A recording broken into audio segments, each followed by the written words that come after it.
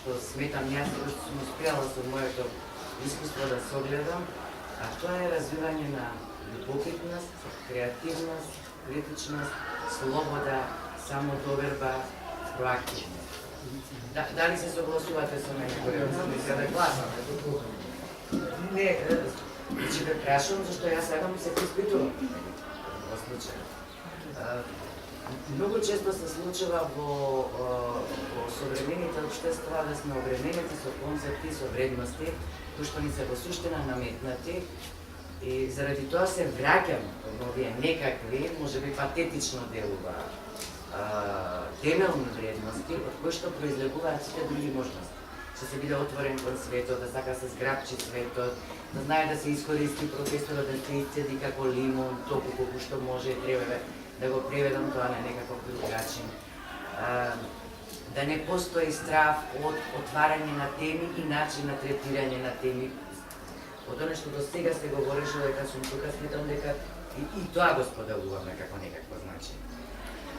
Од друга страна, и јас исто не мислам дека културниот капитал се гради од денес до утре, потребно е време, потребни се соодветни начини тоа да се прави, дека никогаш не е доцна, затоа ако со нешто се согласуваме, тоа е дека човекот доживотно учи. Значи, концептот на доживотно учење важи за професор, за студент што ќе биде професор и така.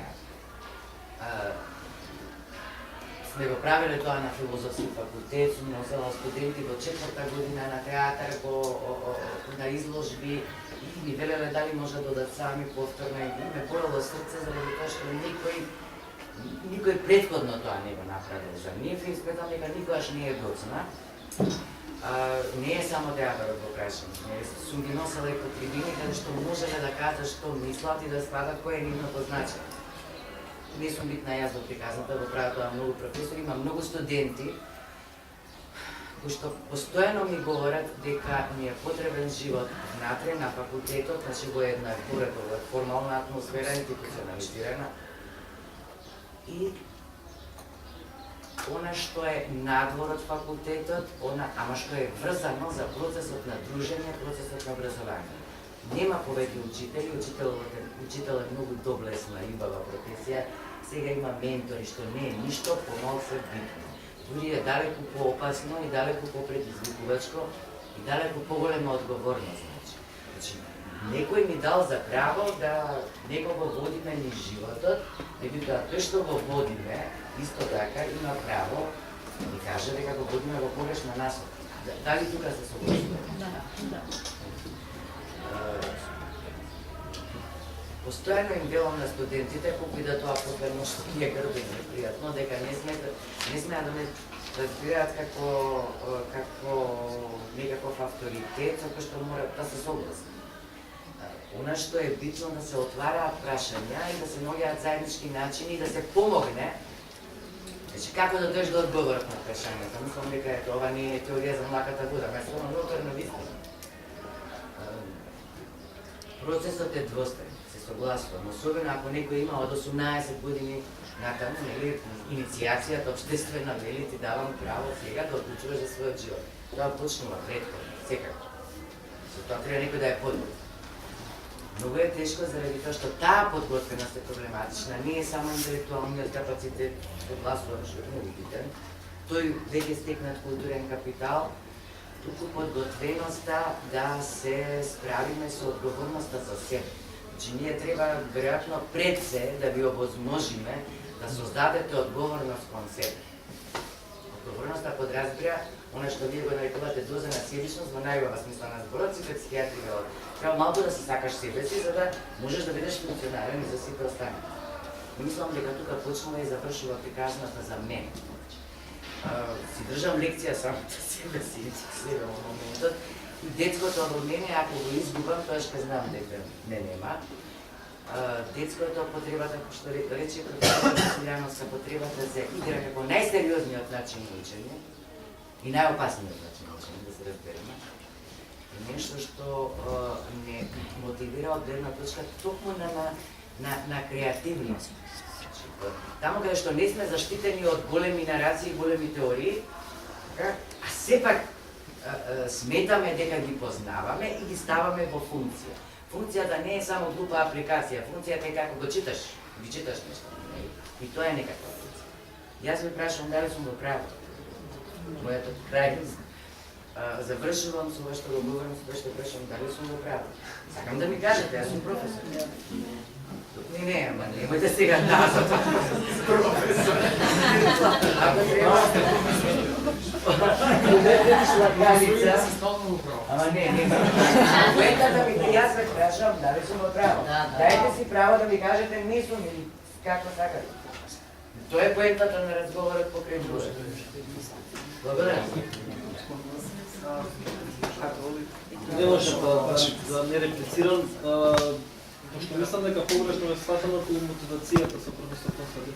Значи не може некој да се мотивира, нормално дека тоа сета од страна мотивација дополнителна, не може да биде фундаментално ако тој сам себе не се пронашол, затоа што например кај мене, ме потсетивте, има запишано беа во мојата генерација прв пат се случи да се запишат 60 луѓе на Институт филозофија.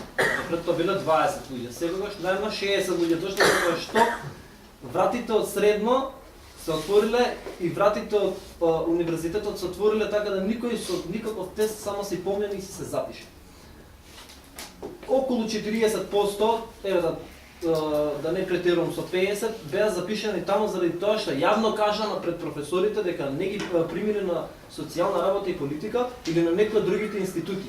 И рекла, ние се запишавме со цел да почнеме, па после тоа ќе се префрлиме. Како ова е сега гимназија, па ќе се префрлиме од друга.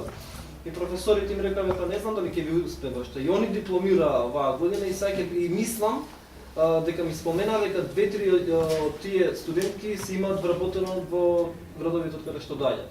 И сега се професори, иако тоа не го сакале, но сепак тоа не го подценува, може да бидат многу добри професори, затоа што може би се пронашле. И како што рече и Олимпија, треба да се ипак и онаа слобода да тие се насочат на некаде.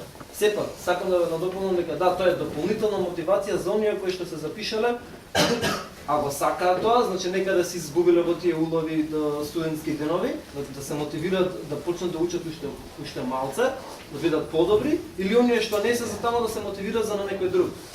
И пошто мислам дека веќе многу долго време трае дискусијава, ја утнавме малце темата Лици и Налиша, да се надоврша на колегата што рече, значи ако сакаме да биде подобро, треба да има промена. Така да пак ја прашам, што мислите дека треба да се направи во однос на оваа новој проблем, на оваа дебата денеска што ја поминавме. Јас супер убаво се чувствувам затоа што имаше многу убава дискусија, многу креативни работи, се каже, идеи, критички ставови, но сепак многу побаво сите би се чувствувале кога ќе искочиме од тука со некаква конкретна работа што може понатака да продолжи. Дали тоа ќе биде друга дебата, или само многу пати имам слушно така, дај да не биде мовата само да лафиме и да збориме, дај нешто да направиме, така да дај нешто да направиме. Што мислите? Односно само директивно одговор, односно предлог. И како се објавили со право, ајде да не заборавиме дека ова не треба да биде трибина заради трибина, туку што одвратава натаму. Ајде да сите размислиме, јас и не знам точно кој се овде, од каде доаѓа, таму од каде што доаѓаме, да иницираме вие како студенти, ние како професори, еден вид на, да речам, анкетирање или разговор со сопствените професори или студенти, нели, околу ова, од типот колку сме задоволни од заедната комуникација, дали сме, што рече Ивана, отворени или затворени, дали да затвараме или отвараме, па да пробаме, знаете, и постојано ми се повторува проблемот со кратовци, како да инволвираме повеќе луѓе. Сваќате ли ние дека овде не представуваме никого, сите сме дојдени со личниот интегритет, име, презиме, доброволно сме одвоиле од своето време и се гледаме горе-долу истите ликови. Ако останеме на ова, навистина, мислам дека тоа не зборува добро за...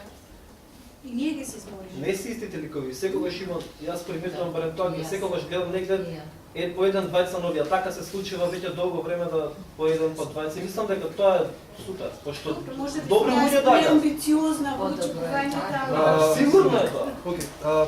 Билка сад. Јас само ќе повикам студентите што се овдека прв пат, овака безобразно наслушно коментари, како јас утре на професорот ќе му речам дали сум